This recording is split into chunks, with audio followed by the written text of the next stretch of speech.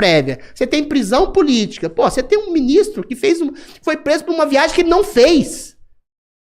Pela intenção daquilo que eles acham que seria um golpe de uma viagem que ele não fez. Mesmo se tivesse feito, qual que é a porra do problema do sujeito ter feito uma viagem para os Estados Unidos depois que o Bolsonaro perdeu as eleições? Isso é prova de golpe? Isso é loucura. Isso é ditadura. Entendeu? O Felipe Martins ficou 6 meses na cadeia. Não pode dar entrevista, tá com tornozeleira eletrônica para uma viagem que ele não fez. Você vai dizer que isso não é ditadura? É lógico que é. Enfim. Quer falar da Cracolândia? Manda ver. Tarcísio acabou com a Cracolândia, então? Tarcísio, junto com o prefeito... Só pra completar, só pra dar uma introdução, eu tava conversando, eu e o Robertinho, a gente pegou um Uber aqui em São Paulo, né? Aí a gente sempre fica ali na Rua Aurora, né? E realmente não tem Cracolândia ali perto mais, né? Ali não tem. Mas aí a gente passou lá com o Uber lá, pô, acabou a Cracolândia aqui, né? E falou assim, ó, na verdade não é assim não. Tá espalhado. É isso aí. Tá espalhado. Não é só espalhado, mas enfim, ele tirou os pobres daqui, tirou os craqueiros daqui, pôs pra correr e agora ele tá em outros lugares não foi só da cidade. Não foi só isso. Deixa eu te falar uma coisa. Primeiro, vou dizer quem são os responsáveis pela criação da Cracolândia. Parece uma coisa de disputa ideológica, mas não é. É a esquerda. Sabe quem fomenta a Cracolândia? Primeiro, se você tem um ajuntamento de pessoas tomando droga em lugar público, a polícia não é que ela não pode fazer isso, ela tem a obrigação de fazer isso. Você tem que dissipar aquilo. Você não pode, pela lei, consumir droga em espaço público. Ponto. Acabou. Então, espalhar aquelas pessoas e prender aquelas pessoas é função da polícia. Porque aquelas pessoas fumando crack em praça pública, 600 pessoas, 1000 pessoas, é um crime. É um crime. E é uma coisa que expõe não só elas que estão consumindo drogas em risco, como as outras pessoas. Um usuário de crack se torna, eventualmente, violento, se torna, eventualmente, perigoso para si e para os outros, que é o que acontecia na Cracolândia, né? Primeiro ponto. Agora, quando você vem com políticas de assistencialismo àquelas pessoas nessas ONGs, é o padre lá, o Lancelotti, chega lá, dá quentinha, dá comida, dá abrigo, dá abraço, dá banho, dá tosa, dá tudo para aquelas pessoas, o que você faz? Você tá fomentando aquelas pessoas. Mas ele não deveria fazer isso, padre? Não, eu vou te falar o que deveria ser feito, o que foi feito. Calma. A partir do momento que você dá toda a assistência social àquelas pessoas aglutinadas naquela região, assistência alimentícia, social, de vestuário, você está alimentando o vício. Então, a construção da Cracolândia e a manutenção da Cracolândia são dessas ONGs do padre que são elementos de esquerda. O que o prefeito Nunes, em consonância com o governador Tarcísio, fizeram? Primeiro, dispersaram aquelas pessoas, sim. Tá? Atacaram os pontos de venda de droga. Inclusive a favela no Moinho, que é uma coisa que muita gente reclama. A favela no Moinho é uma favela atípica, porque ela é no centro da cidade, ela é toda fechada, só tem uma entrada só. Ali era instrumentalizado como ponto de centro de venda de drogas. Distribuição de drogas.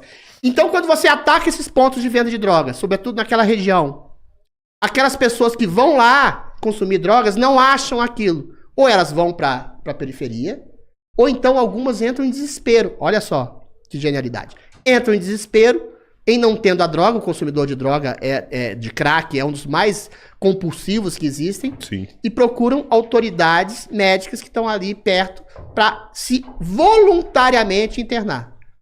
Isso foi o que aconteceu em grande medida. Ataque ao ponto de venda de drogas, dispersão, sim, daquelas pessoas, eventuais internações voluntárias daquelas pessoas que, em não achando a droga, foram exatamente se internar voluntariamente.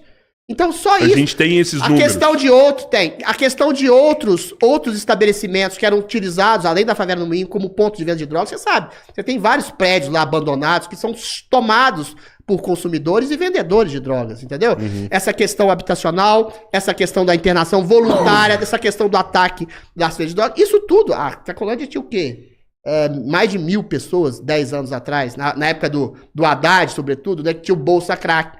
Então, isso é fomentado por um assistencialismo feito pela esquerda. Tanto assim que, dia desses, uma colega vereadora minha, Kate Lima, fez um vídeo lá, onde estão as pessoas da Cracolândia, que ela mostrava um usuário de crack, falou, eu sou usuário, não tô encontrando meus parceiros, tô encontrando quem vende droga pra mim. Porra! É isso que tem que fazer. Você estrangulando os pontos de venda, você não vai ter a possibilidade de consumo. Não tendo a possibilidade de consumo, ou o cara vai lá pra puta que pariu, vai lá pra periferia consumir a droga, ou então ele procura uma internação. Eu tenho um projeto de lei que usa a estrutura dos CAPs, pra quem não sabe, os CAPs aqui são institutos de saúde mental, que vai abrigar essas pessoas, que eventualmente vai redirecionar essas pessoas para a possibilidade de um trabalho. Para mim, a maior possibilidade de reinserção na sociedade é a possibilidade de trabalho. O Suplicy fez um projeto contrário ao meu. Ele quer dar um ponto em que as pessoas podem se drogar à vontade, tendo espetáculos de cultura, banho, alimentação e vestuário. Ou seja, é isso que a esquerda é alimentar o ponto de droga. E por último, tem uma coisa que é mais complicada ainda e mais complexa. O que causa exatamente estupefactação nas pessoas por perceber que é a esquerda que fomenta o uso de drogas. O movimento antimanicomial. Você sabia que metade das pessoas que vivem nas ruas, na cidade de São Paulo, tem algum tipo de doença mental? Tem. E por que estão nas ruas? Em grande parte porque não tem estrutura familiar que os comporte. Você tem uma pessoa esquizofrênica na sua casa e ela não quer tomar medicação e ela não tem tratamento, você não tem dinheiro para pagar essa medicação, esse tratamento, essa pessoa pode, inclusive, matar alguém da família. Então sai pra rua, cara.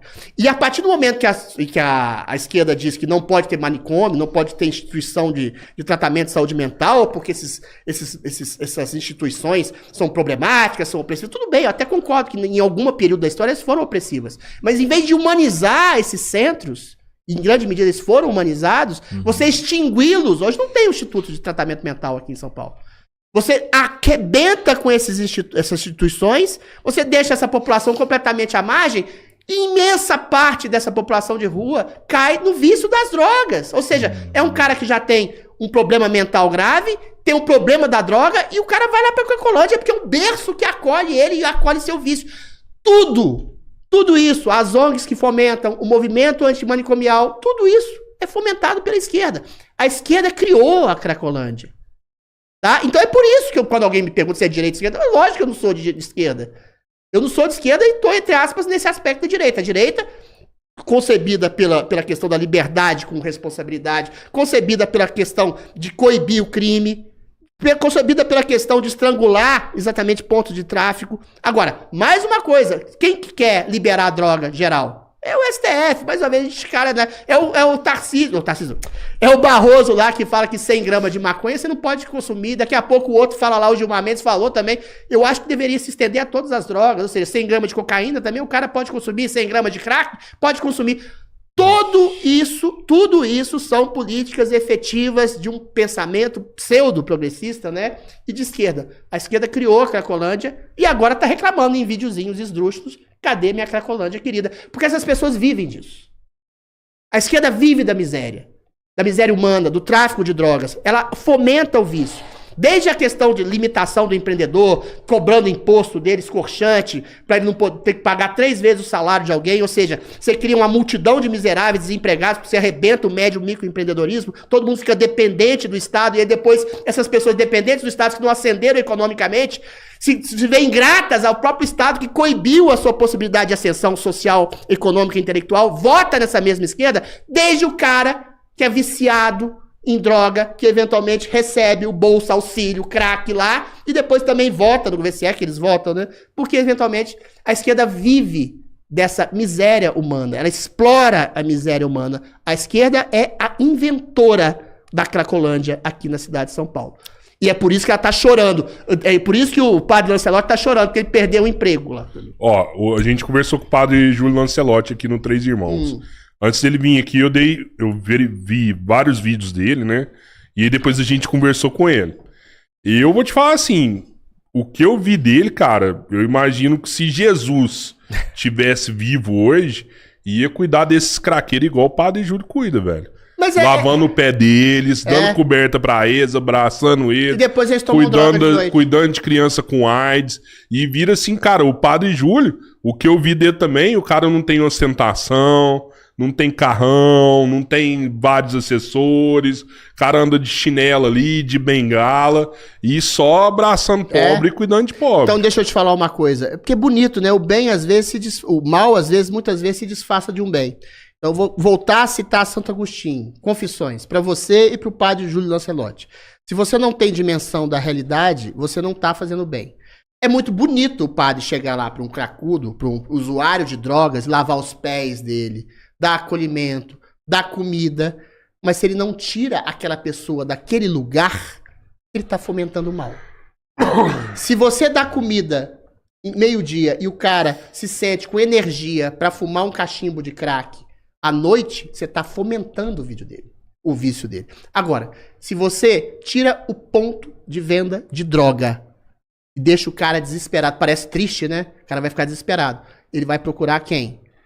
O padre Lancelotti? Não. Ele vai procurar um médico que possa o tirar do vício. E isso a cidade de São Paulo tem para oferecer de sobra. Ele vai num hospital e vai sair da Cracolândia e vai pro hospital e vai comer, vai ser bem recebido, vai tomar banho, mas não vai poder usar droga e vai ter que fazer tratamento. Ele vai ficar desesperado durante algum tempo. Vai querer morrer porque não tem o crack.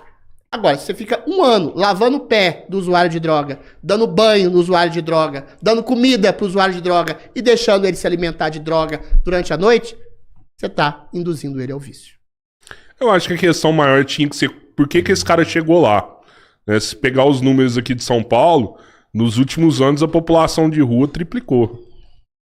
Exatamente por isso. Movimento antimanicomial, falta de poder aquisitivo. A questão que se coloca é essa. Você tem uma crise econômica, a gente tem uma crise econômica, a população de rua sempre vai. Nos últimos 3 anos, são os últimos 3 anos do governo Lula. Entendeu? São os últimos anos em que a inflação disparou, em que você tem um problema social esgarçado, você tem impostos escorchantes na cabeça de todo mundo, você tem uma população de baixo nível profissional que foi dispensada, que eventualmente vai pra rua. Você tem a população, como eu te falei, do movimento antimanicomial, que não tem aonde encontrar um auxílio para suas doenças mentais e que vai pra rua. Então você quer causar, você quer atacar a fonte, você tem que tirar o governo de esquerda. Porque todo governo de esquerda faz isso. Ataca o médio, microempreendedorismo, coloca impostos escorchantes, aumenta a máquina do Estado, foi o que o Lula falou. Eu vou dobrar o número de ministérios, teto de gasto, tô nem aí, você cria um país endividado, quebrado, você tem ainda, somado a isso, a potencial da corrupção do INSS, que é o governo que fez o maior esquema de corrupção da história, o Mensalão e o Petrolão juntaram 1 trilhão de reais desviados de bolso do trabalhador para pagar deputado, agora você tem o INSS desviado para alimentar sindicatos que, por acaso ou não, né, apoiam o governo Lula. Você tem corrupção, má gestão, impostos escorchantes, inflação alta, país endividado, o cara que é investidor do Brasil deixa de investir no Brasil, o Brasil tem uma crise econômica. Se você deixa de voltar num governo de esquerda, eventualmente você tem a potencialidade de rever o desenvolvimento do país. A gente tá vendo isso aqui do lado, ó, na Argentina.